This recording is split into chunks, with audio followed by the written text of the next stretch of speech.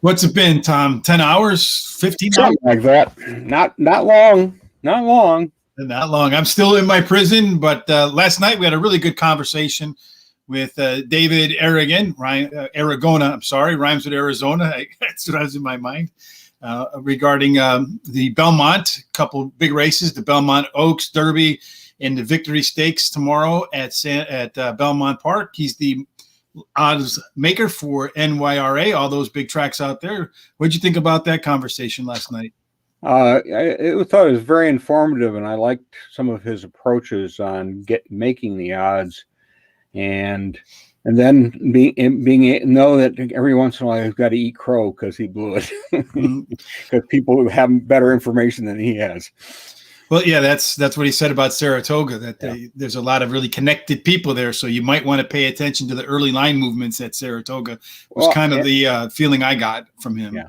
Well, and I didn't point it out to him, but one of the things I also find is there are certain stables who prep their 2-year-olds to win at Saratoga because that's where they want to win their first race. Mm-hmm. We used to refer to it as society owners, but I think that's less so now. I think it's just people, let's prep it at Belmont. We'll maybe get a race in and then go into Saratoga and win up there. So it makes it, I think, a little more prestigious. And I can understand that. I mean, it wouldn't be bad to go stay in the winner's circle at Saratoga. Yeah, I think most of the people we talk to, like East Coast, like Saratoga is the track that they want to win at the most. Seems like that way to me. And I found it interesting when I asked him yesterday about, do you keep track of your win percents? And his answer was, I used to, but I'm more concerned about how my final odds match up with the final. He's not with the final odds, how they lay out. As the morning line maker, they're not. I think this is the hard part for, I think, handicappers and horse players to kind of catch the message, if you will. They're more interested in making sure they get the final odds right than they are actually picking the horses in the right order, which I found to be, it took me a couple minutes for that paradigm to kick in. I always felt like they were like ranking them like, this is who I think is going to win. This is who I think is going to finish second. But no, they're trying to match where the bettors are going to finally end up. And speaking of where bettors should finally end up, last week in our international picks, we had a pretty good week, I feel like. Yeah, we did very well. I think we did very well with some really good races. Mm-hmm. Certainly kept my attention. And we learned that Mark's Basilica is St. Mark's Basilica is a very good horse. So mark that one down for the Breeders' Cup, folks, if it comes over this way. Well, I'm thinking their target is the Arc. Okay. I think Aidan O'Brien's that's definitely his best 3-year-old right now. And but he's also got some other ones. I mean, certainly Love has got to be considered for the Arc too. She looked pretty game in her first effort. Yeah, so I mean, it's one of the things I'm learning here and I'm picking up on, and actually using some of it in my grass handicapping here now, and helped me pick a couple of horses last week at Belmont that did fairly well. So I was pretty happy about that, and I won't miss those horses at Belmont anymore like we did a couple of weeks back, Tom. Belmont speaking of which, those 2 horses are running again. They're going to be up at Saratoga running the Diane, Grade 1 Diane. And if you are going to look at that race, guys, Summer Romance wants the front end. She is a speed horse. So if there's no pace in that race, she'll be very dangerous. Mm-hmm. And today we're covering 4 races in England. Let me pop up that screen real quick. When you first came in, you saw it. We'll be covering at Ascot, the Summer Mile, at Chester Racecourse, the City Plate Stakes. There's a lot more to it, but I just cut out so it could fit on the screen. Well, that's the advertising. Yeah, I always take the advertising out. They don't pay us to put it in there. And then at Newmarket, no, no, we get 0 cents an hour. Yeah, we got the Superlative Stakes, and I think a really nice race in the July Cup Stakes. Yeah, that's tops some of the best sprinters in England right now, and maybe in Europe. Yeah, when I was going through that, there's some really nice horses in there. I mean, Ox was a horse that we mentioned the other day that is a really good horse, and he's like the 3rd or 4th favorite. So it's right now he is the favorite on the betting that I'm seeing. Okay. with Starman second. All right. Well, we'll get into that race last because Yeah. I do think that is the best race of the ones that we're covering. We're going to start at Ascot with the Summer Mile, and right now the 9-horse Tilsit is the favorite with 4-1. So I mean, even at 4-1, you're not paying a lot. You're not going to really have to bet down. There's a lot of value in this race, and if you can peg it, Tom, I think you might get paid well. Yeah. Oh, I think there's probably 4 horses that are going to be battling out for the favoritism price, and I think this is a very good betting race, as you pointed out. I think it's if you can pick it, you're going to do okay. And this is 1 mile. And right now, it's the turf is rated good to soft. So make sure you focus on those horses that might do a little bit better on an off track. And also, this is the straight mile. No turns, just. So are we going to see him part the Red Sea again, like we did at the Royal Ascot? It'll be interesting. I mean, there's enough horses that in this race that you could see that. It really will depend on where the going is. Where they find it good. And I would say probably, I think you're going to see it more down the center of the track than splitting them off where the track is probably going to play best. Again, look at the Ascot website. They'll give you some information on the conditions, and very, very valuable for the draw too, and where they draw in. So I started out. The number 9, which has draw 8, is Tilsit.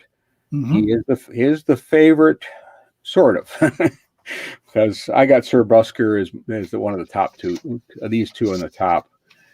He had a nice effort out last time out at Longchamp. He made the lead about 2 furlongs away, and then just battled and battled and battled. He's run well. That was coming off his Saudi Arabia trip. He's won on both turf and all weather distances, at least a mile and longer, which I like. And he's very lightly raced. I mean, 6 starts and 2 wins. So this is a race for 4-year-olds and up. Well, he's a very lightly raced horse, relatively speaking, to these. And I like the lightly raced horses in these type of spots because you don't know their upside yet. We don't. It could be endless. We don't know. Maybe he's going to be a good miler. Who knows? The number 10, which has draw 6, is Top Rank. My comment initially was he's seen the back end of Palace Pier twice this season, and hasn't fared very well against him. As have most horses, actually. Yeah, that would be an understatement. He won his first start at Doncaster, and he had a nice effort last time out in a listed race at Windsor. He finished second. I can see him hitting the board here. I think with this field, he matches up very nicely, and he's certainly run against some really top horses. But getting him into the right spot is, I think, the key, and I think they've placed him well in this Group 2 race. My final one is going to be a long shot, and he is number 8 that has draw 4, which is Space Traveler. He won his last race out at York in a listed race.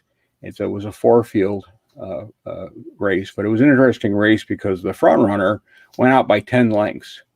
So they were looking to try to steal it, and he caught up and won. So about the 2 furlong marker, he's right there, and he passed the leaders, and he was very much the clear winner. So I think being a 4-horse race, it's so much a jockey's race.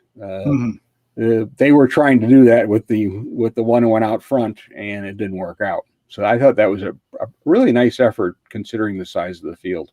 Yeah. I mean, his first start of the year was it was an illicit race, and I questioned his fitness at that point. I don't think he was really probably top. I think they just put him in to get a race in, and so they were looking at others than this.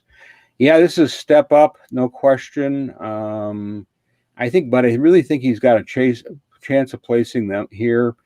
He's in his 5 starts at a mile. He's won 2 of them, so he's done okay at this distance.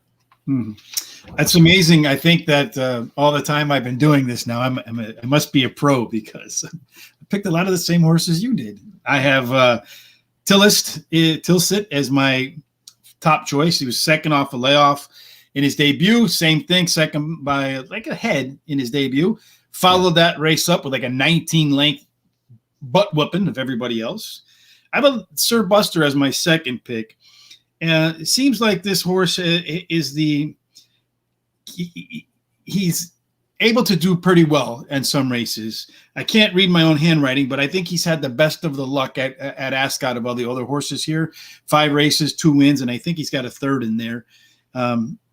Last time, the only thing that concerns me is the last time that Shepherd rode this horse, he did finish 18th by 14 lengths in a big field. So Shepherd's back on today, and that was the last time he rode this horse. So that does concern me a little bit. So I was kind of wondering if I should downtick him a little bit.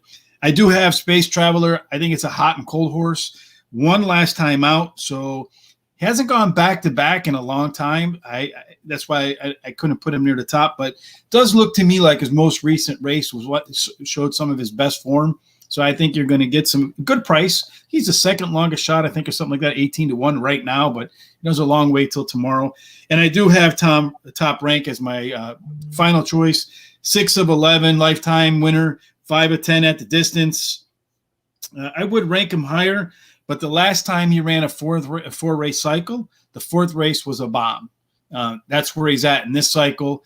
I do like to and consider horses and how they've performed in the same spot going backwards. So I look at horse racing cycles, and sometimes they work and sometimes they don't. So that's why I'll tend to just downgrade instead of upgrading on the cycle, but we'll see. Now we're going to move to Chester Racecourse for the City Plate Stakes. This is the one that had some advertising to it. And I think I accidentally closed that one, so I'll open it up in a second.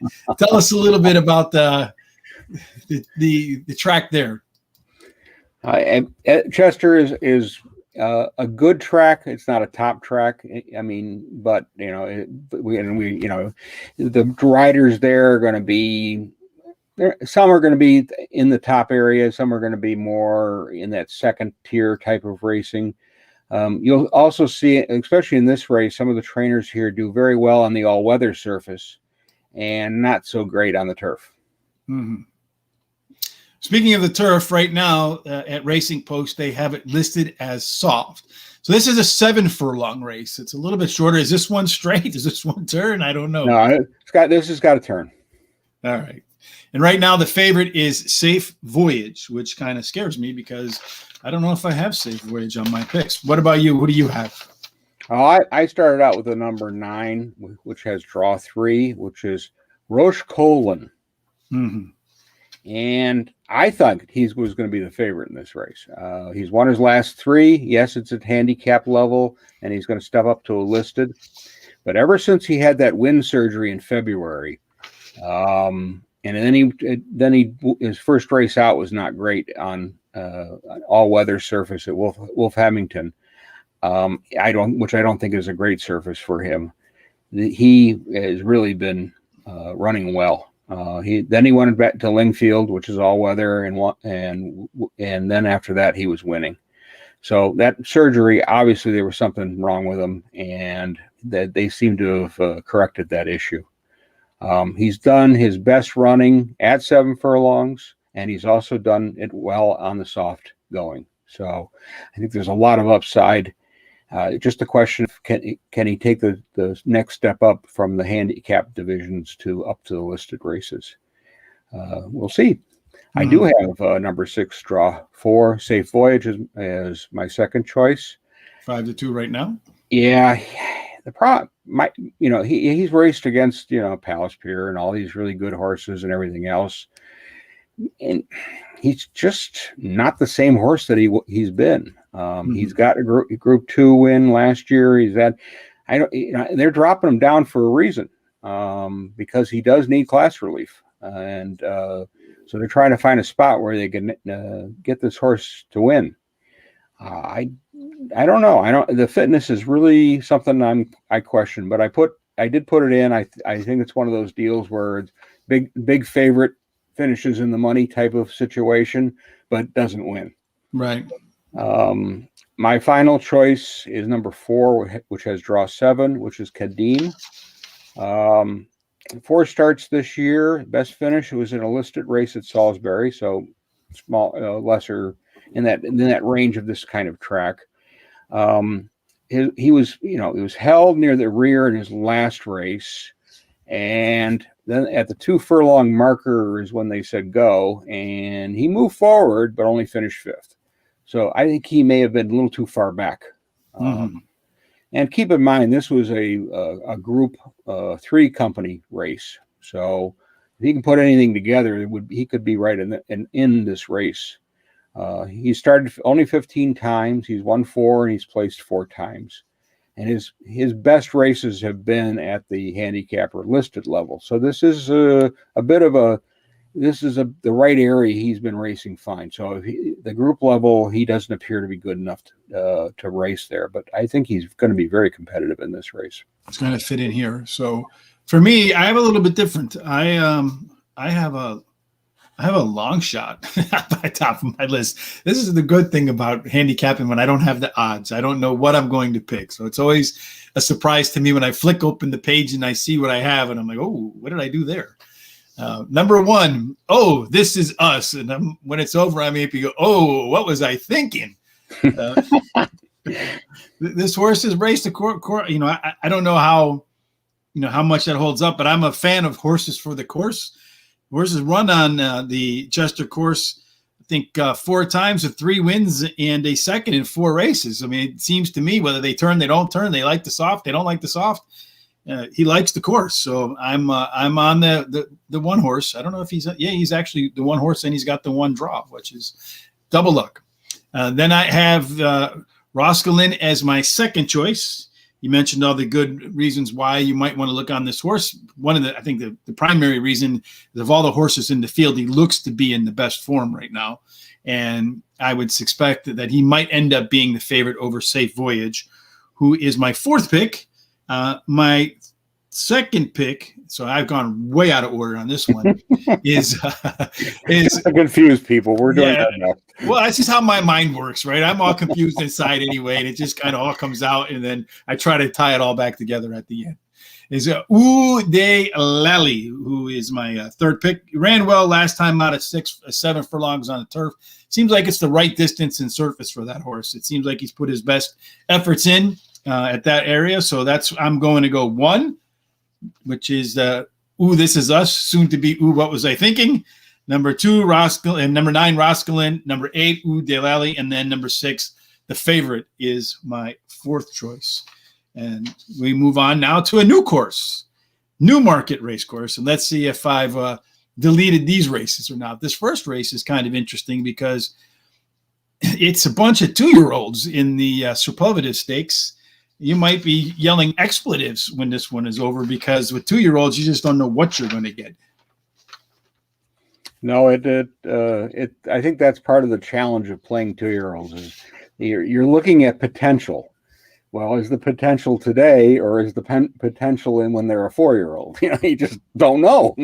Right. And so that makes, for me, for handicapping 2-year-olds, I'll look at pedigree. I'll look at other factors to see if the horse really belongs in this kind of race. And I also I do it more in the States than I do overseas. Is I look when they were folded. Mm-hmm. An earlier fold, a January or February fold, generally going to be maturing a lot faster than an April fold. A little bit bigger, stronger, older, yeah. Yeah, so there's, and that's why we see some of these 2-year-olds that are really superstars, and they come out as a 3-year-old, and they have nothing. They're flat, yeah. So we know dog years are 7. What are horse years? What are they? Do you know? How old is the average horse? I don't have it in front of me. I did see that Azeri died the other day, the Breeders' Cup winner. That was the first dirt winner. He was 32 years old, so that should give you some perspective on how long horse lives. They can live. So that's like a 3-to-1 ratio. Yeah. Well, not really, because we don't make it to. It's almost like if we made it to 100, but I'm not making it to 100. No way. I'm not sure that I want to. Yeah. It's a good speed figure, but it sure as hell ain't how old I want to be. Well, Anyway, sorry, Dave. Break your yeah, chain of again, thought there. this is a nice race. I mean, we'll get to see some good 2-year-olds. I don't know how good at this point. Mhm. And it is a group 2, so we're not talking heavy horses here, but they're still trying to get their feet wet, so to speak, and see what the trainers and the owners want to see what they have and if they've got potential. It's the track is now rated right now good to firm. Yesterday's races were interesting. One big favorite got beat. And so it'll be very interesting to see how it plays today and of course tomorrow. So I took number 4, which has draw 3, which is Masaketa. He won his first race at Goodwood against horses that so far have not won yet. So I don't know how good that race is. And then in a listed race at Royal Ascot, he finished 5th. About 2 furlongs out, he kind of lost his position and did nothing. I mean, he didn't go forward, didn't go backwards, and I don't know. I mean, maybe he didn't like the track. Maybe he was just couldn't do more than what he was doing. He faced better horses in that race, I think, than what's in this field. There is one or two that did race in that race. The dam's offspring have really won at distances between 7 furlongs and 1.25 miles. So I think the 7 furlong race is actually probably more where this horse probably should be placed. And in the shorter races, probably was not, didn't face anything in the first race. In the second race, it faced some good, but it was a shorter race. So maybe that little more distance is going to make the difference here. And that's what I'm kind of betting on in this race. Well, you'll get paid for it if he does.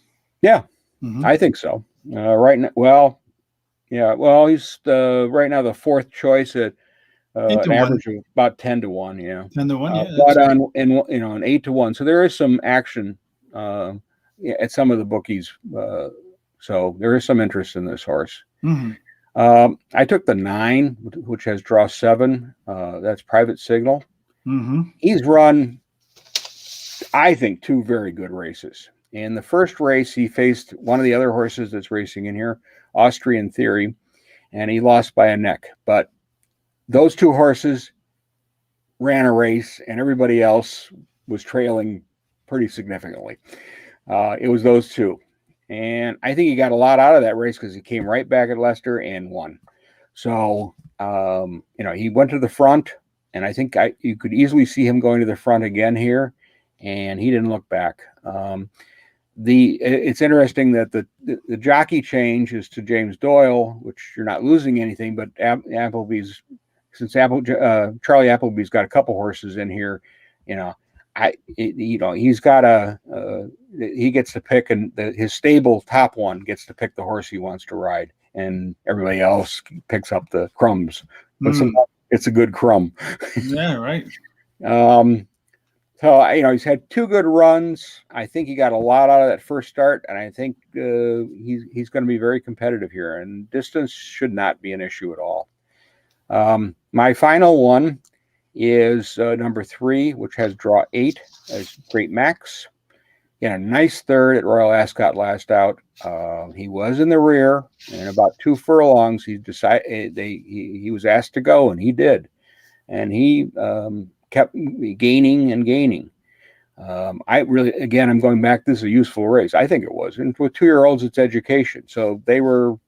I don't think they were not necessarily intentionally want to put the horse in the rear, but it showed that it can move forward, and maybe they'll play this time around. We'll place it a little more forward in the group, and then when it's asked to run, it'll have a nice run out here.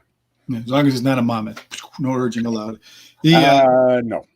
So for me, it's interesting you left off the favorite and the 2. I think the 2 top favorites. You don't have them, and I start with them. I look at these 2-year-old races, and like you said, you like to watch to see how they run against other horses. I pay attention to jockeys and cost and stuff like that too. So I noticed there's a little bit of musical chairs in this race with the jockeys. You have the number 7 Native Trail was the one I went with up top. And Charles Appleby, I've got my share of him here in the United States beating me, so I don't want to lose to him also in England. But William Buick was on Private Signal before, and now he's riding the Native Trail horse. I don't know if he's his top jockey or not, but yes, it seems like that's the better horse. Yes. So given a choice, he made a decision. He took Native Trail. So I said, okay, I understand that. It's an expensive horse, $300,000 horse. He rode both of them. Must feel like Native Trail has a better chance to win. Then I have the Bob. You got Frankie Dettori and the Gotson family running that combination there, which you can't argue against that ever. And the horse did run okay against a group, I think 2 last time out, great group 2. The one thing I didn't like is he kind of hung a little bit. So sometimes horses in their debut, if they come out and win, I remember Chris Fullerton, a trainer, telling us that sometimes these horses in their first start are so scared they run, and it's not really a reflection of who they are because they're really frightened in their first race. But the second race kind of hung a little bit against better quality. I'm a little bit afraid that he might hang again today or tomorrow. My third pick is Private Signal, which was your second choice. And this is a horse that's a $900,000 horse, almost $1 million horse. You don't spend $1 million on a horse if you don't think it's any good.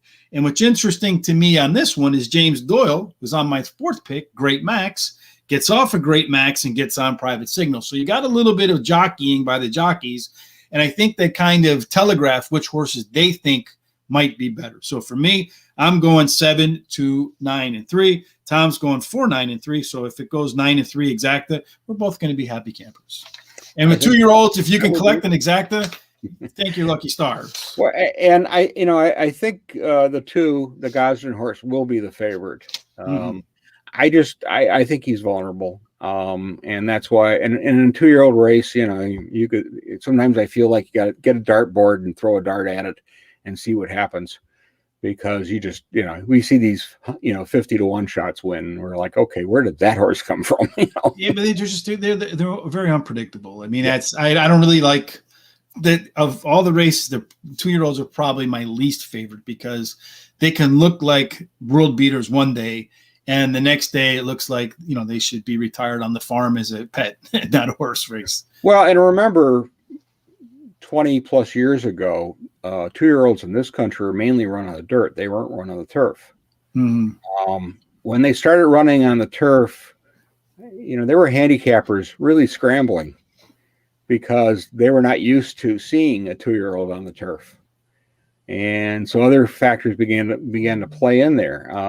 There is a school of thought with a sprint. It doesn't matter whether it's turf or dirt, sprinters are sprinters. Mm-hmm. I think when they're older, that is true. I don't think that's so true when you've got a young horse who's just learning how to move and how to work and what they're looking to get out of that horse. So it depends. Yeah. I mean, it's up to the trainer to put him in a spot, but I'm sure even they startle the trainers at times. They probably train really well and then get out on the track. They just don't want to go. Yeah, they're good in the morning, and in the afternoon they're still running. Yeah, it's sleepy time now. It's not run time. All right, we're going to wind it up with, I think this is a really good race coming up. I mean, you got a horse like Extravagant Kid, which is not a bad horse, at 16 to 1. Glenn Shield, who's won some good races, the 6 horse with the 14 draw, is 16 to 1. I mean, you got some really good horses in here that got some decent odds. So I agree with you, Tom. This is the best betting race of the day. And I feel like the funny thing is it'll probably run the form, even though it's the best race. But even if it runs the form, you're probably going to get a decent payout.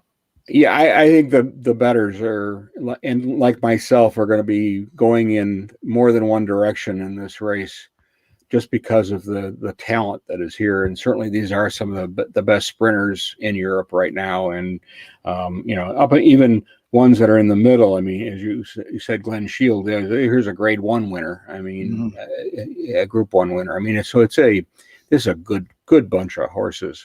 If there's any one race you want to watch this weekend on the internet, this is the one you want to watch, because I have a feeling you're going to see some of these names over here. Yeah, I would think so, and Extravagant Kid would be one of them. But I went with number 10, which has draw 4, Starman. He's lost once. Was on a soft surface, 6 furlongs. He finished 14th. Well, I put disaster. He just didn't like that surface, and they scratched him from Royal Ascot because of the same reason. Instead of risking another disappointing performance or just whatever, messing the horse up, they decided to leave it in the stables and wait for another race. Well, here's the race. All of his other races at 6 furlongs, he's won. So you toss that one out as just surface issues, and we're supposed to get good to firm here, and I really think he's going to be the toughest one to beat in this race, and it'll certainly be an interesting charge, especially at that second furlong out, and then at the first 1 furlong left to go. It'll be very interesting to see positioning and who's got that momentum to get up to the front. It's going to be a fun race to watch. Yeah, I really can't wait for this one. I went with number 4, which has draw 12, which is Extravagant Kid. Besides the odds, I think he ran a really good race last time out at Royal Ascot. He did. Yeah, I mean, he that was no slouch. I mean, that was a really good effort against a nice field with a lot of decent horses in it. And he beat Batash. So, I mean, Batash ended up 4th. So, which was the top sprinter in years past in Europe. I think his Dubai race, which was a very good race, and William Buick was up on, I think he needed a race after that. There are these races that come in from the Middle East or whatever, and they don't seem to exactly respond right away. I think his effort for a 3rd is very good. And I think Brandon Walsh to have him for the 2nd start, and again Frankie Dettori has decided to ride this horse. I think that speaks a lot for this horse, and that's why I got to think he's going to be somewhere in there in this race, and I think he's going to be right there at the end. I did like number 6, which has draw 14, Glen Shield. I liked him last time out when he lost to Dream of Dreams. It was a good finish. He was headed at the 2nd furlong, but the thing was he kept going. Dream of Dreams just ran a great race, and he was no match for Dream of Dreams that day.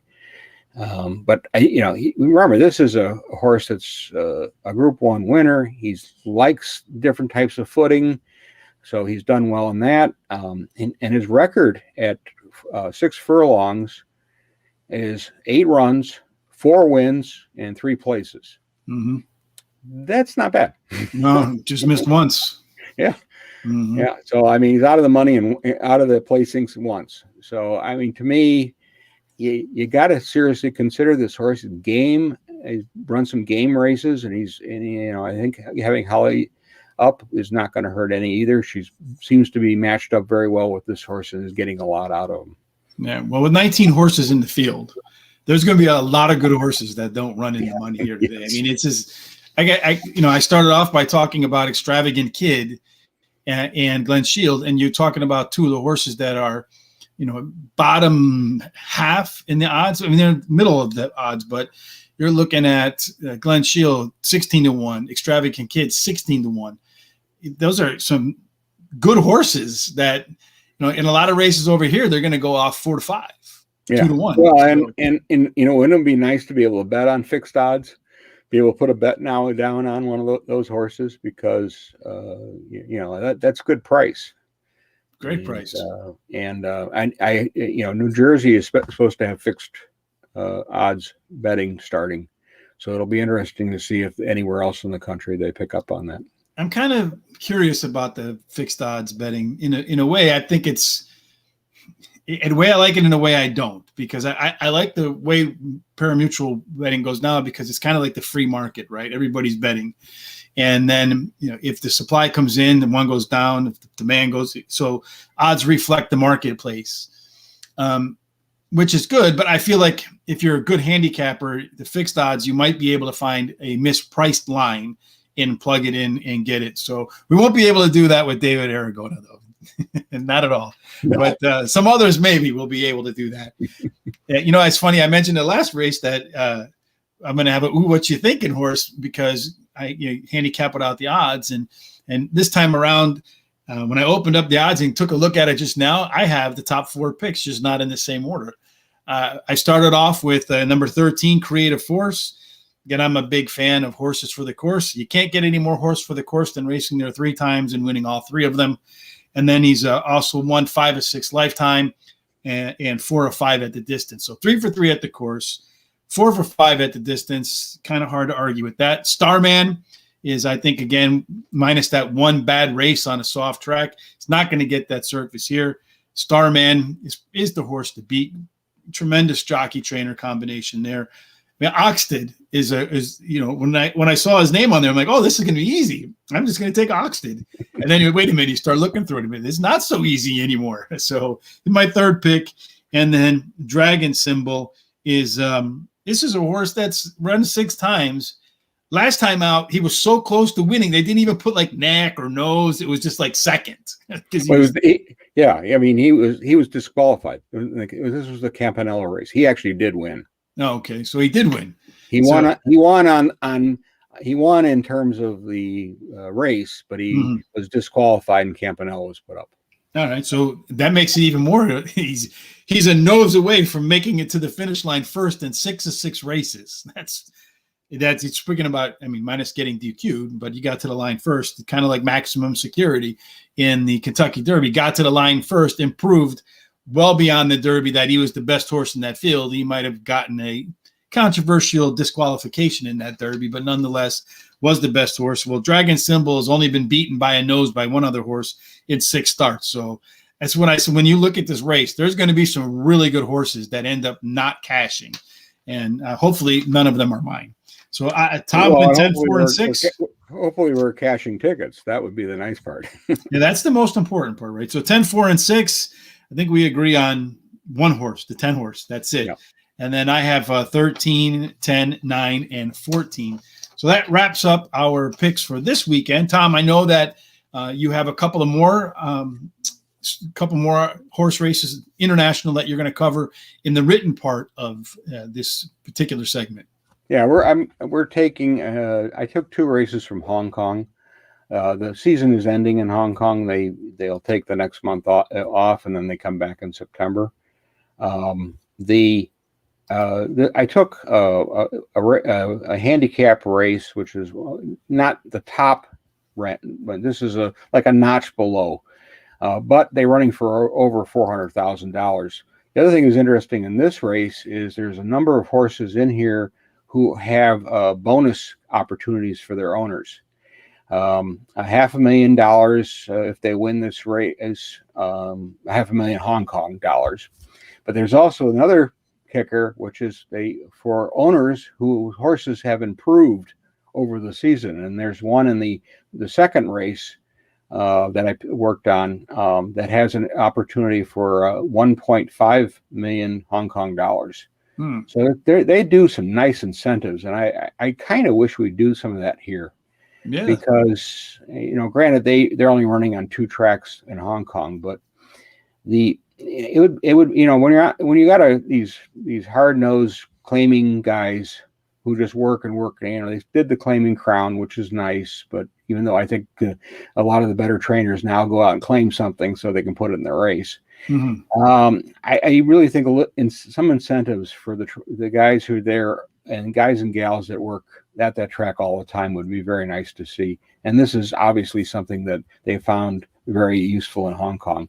And I think it helps the owners too, because it retains them. Sure. And also, yeah, and I think it brings, like you said, it rewards people that are around the track. And I think we should be learning from other parts of the world on things that work and don't work, because our sport needs to grow. Yeah, and make changes to allow it to grow. Yeah. So I picked the 8th race at Hong Kong, and I picked the 10th race. They're both handicap races. The ratings are the same. The only difference is the distances. One is a mile, and the other one is a 6 furlong race. I picked 4 horses. These are normally in Hong Kong, the let's say a class 60 race or 60 to 40, whatever race would be have 14 horses. And there would also be 2 standbys. So they're always running 14 horses.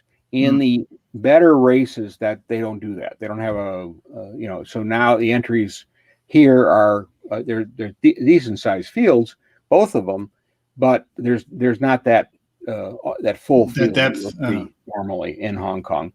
And so any kind of high end race, like when they run the Vase or they run some of those for the international, and they have restrictions on where foreign horses can be entered.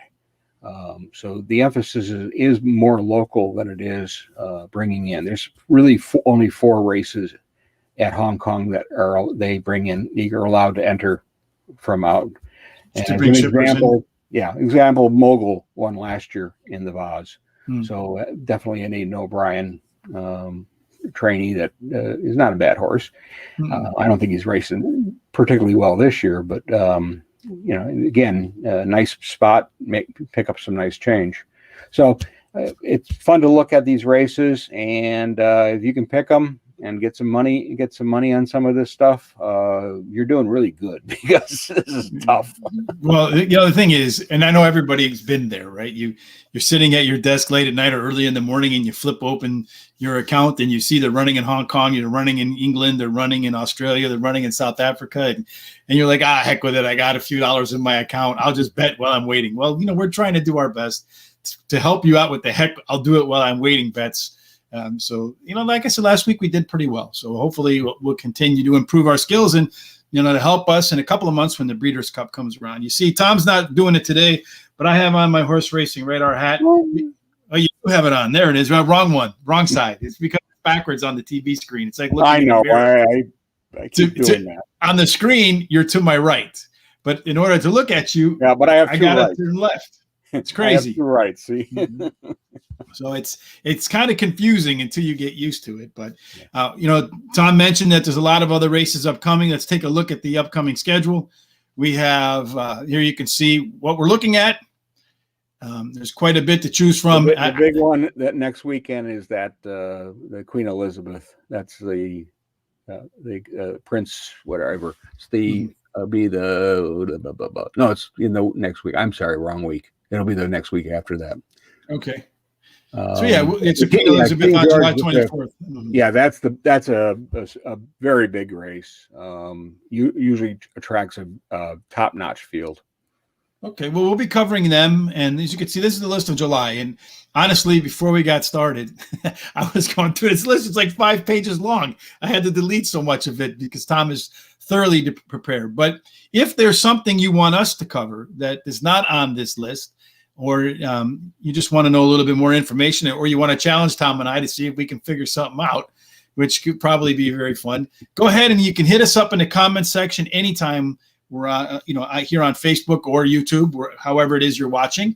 Make sure wherever it is you're watching, you hit the like button or the subscribe button or the bell, whether it's with Tom for the international racing, or like we had last night with David Aragona for Belmont, the big races on the weekend. Sean and I, along with Tom from Tom Racing, will be covering the Delaware Handicap in great detail. And we try to bring a lot of interesting stuff your way. But if there's something that you want us to cover that you feel like we're missing, go ahead and hit me up at gtsrichb@gmail.com, or you can head on over to Horse Racing Radar, hit up the Contact Us page. Let us know what you have in mind or what you'd like for us to talk about. Right, Tom? Absolutely. I mean, I'm open to just about everything. The only ones that really have driven me the craziest right now are these Uruguayan races in Chile, and some of the South American races I've just scratched my head about right at this point. Yeah, well, I get scratching my head after a lot of races. So here, there, everywhere in the world. I mean, horse racing is horse racing. So, yeah. All right, that wraps up this week's show for International Horse Racing Tips. Like I said, hit the subscribe button, hit the like button, tell your friends about us. Help us grow. Until we meet you next time, good luck with your international bets.